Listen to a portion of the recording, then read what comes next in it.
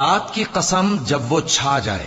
اور دن کی قسم جب وہ روشن ہو جائے، اور اس ذات کی قسم جس نے نر اور مادہ پیدا کیے کہ تم لوگوں کی کوشش طرح طرح کی ہے۔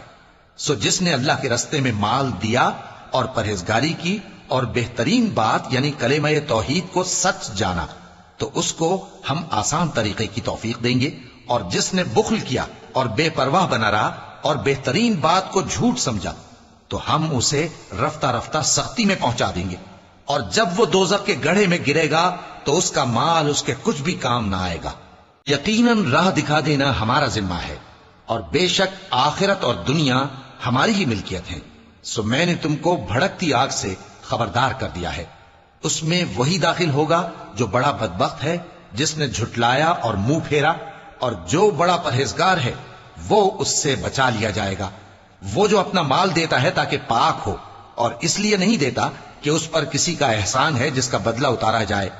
بلکہ اپنے رب اعلیٰ کی رضامندی حاصل کرنے کے لیے دیتا ہے، اور وہ ان قریب خوش ہو جائے گا۔